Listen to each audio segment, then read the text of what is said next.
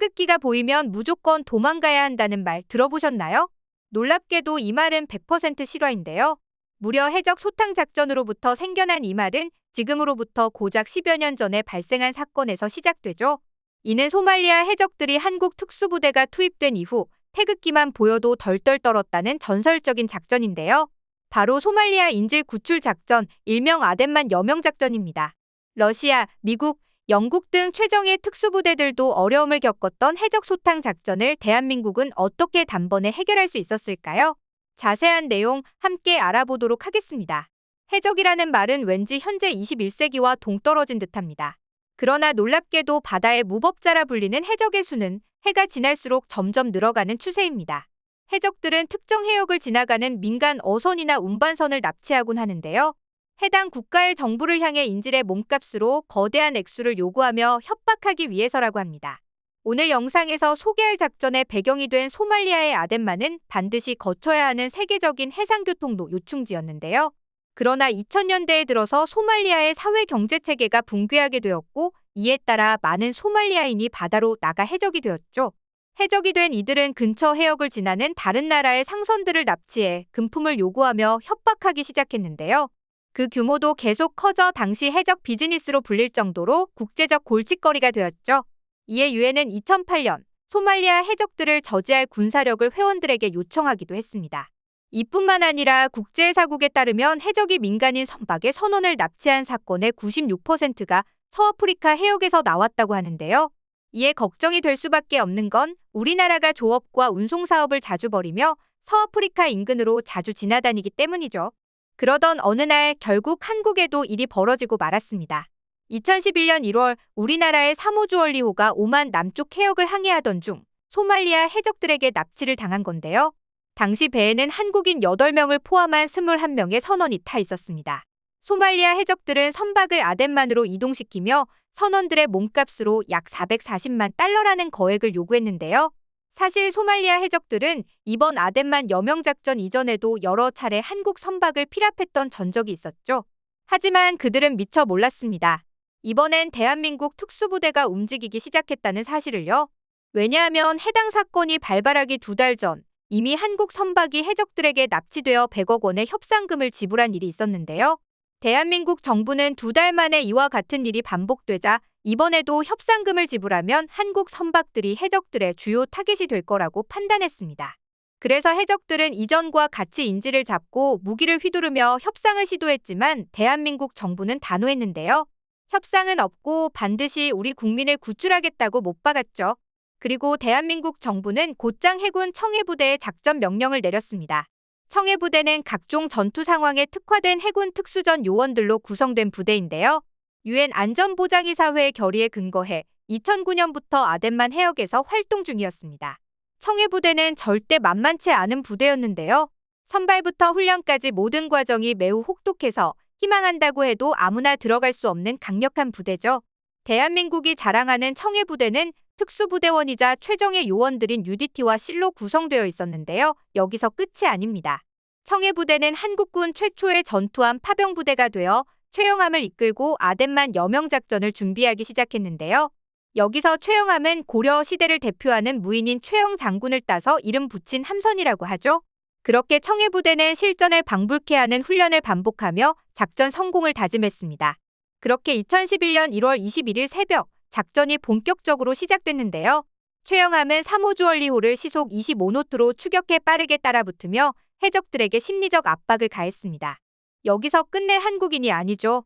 헬기를 동원해 기만 작전까지 펼쳐서 해적들의 이동을 제한했는데요. 그렇게 대원들은 속전속결로 선박에 진입할 수 있었죠. 해적들은 한국 특수부대의 등장에 당황했지만 격렬하게 저항했습니다. 하지만 최영함 요원들은 훈련된 대로 침착하게 대응했고 해적들을 하나 둘씩 제압할 수 있었죠. 이 작전에서 가장 긴장감 넘쳤던 순간은 석혜균 선장 구출이었습니다.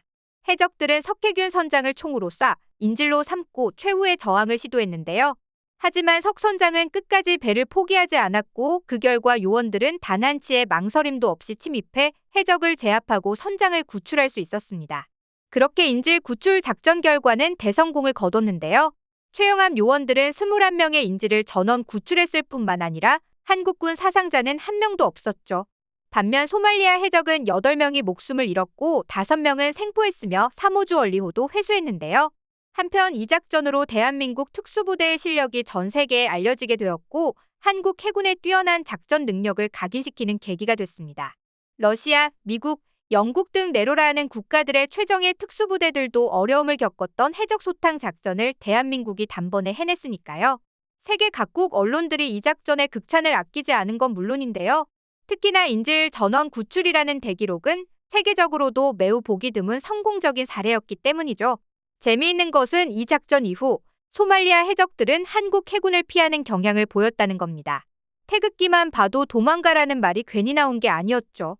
아덴만 여명 작전은 단순한 구출 작전이 아니라 대한민국의 의지와 특수부대의 역량을 전 세계에 알린 역사적인 순간으로 남은 건데요. 작전 성공 후 정부는 석혜균 선장에게 훈장을 수여했고 부상당한 특수부대원들에게도 포상했습니다. 생포당한 소말리아 해적들은 한국으로 이송되어 재판을 받고 징역형을 선고받았다고 하죠. 사실 석혜균 선장은 구출 작전 중 해적들에게 총상을 입어 생명이 매우 위태로운 상황이었는데요. AK 소총탄의 복부, 왼쪽 팔, 왼쪽 대퇴부 등 총 6발을 관통당해 치명적인 부상을 입었습니다. 그러나 대한민국의 의료기술 역시 세계 제일이죠. 긴급 이송 후 치료를 받아 석혜균 선장마저 기적적으로 생명을 건질 수 있었습니다. 이때 선장의 수술을 집도한 의사가 바로 중증외상 특성화센터의 센터장으로 유명한 그 이국종 교수였는데요.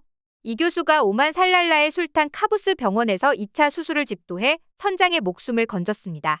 그러나 선장의 상태가 매우 심각해 추가적인 전문 치료가 필요한 상황이었죠.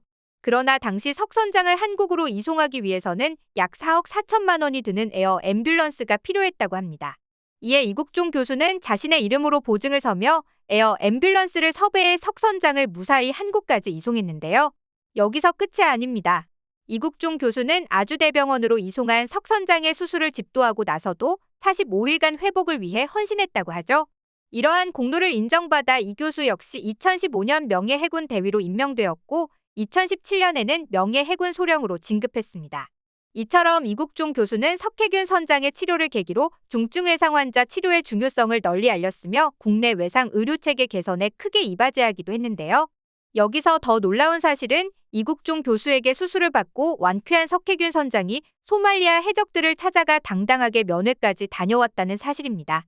생사의 기로에서 구출된 그가 해적들 앞에서 담담한 태도로 덕담을 건네는 모습은 단순한 복수를 넘어서 진정한 승리자의 여유를 보여준 순간이었죠. 이처럼 재빠른 판단력으로 인질 전원 구출에 성공한 아덴만 여명 작전은 대한민국 특수부대의 전설적인 성공 사례로 남게 되었습니다. 무엇보다 단 한 명의 인명 피해 없이 작전을 성공으로 이끈 해군 특수부대원들의 용기와 헌신은 전 세계적으로 큰 찬사를 받았죠. 아덴만 여명 작전은 우리에게 단순한 군사적 승리를 넘어 한국인의 절대 포기하지 않는 단단한 긍지가 얼마나 강력한지를 보여준 상징적인 사건이었는데요. 목숨을 걸고 태극기의 위상을 높인 태극 전사들을 기억하며 오늘 영상 마치겠습니다.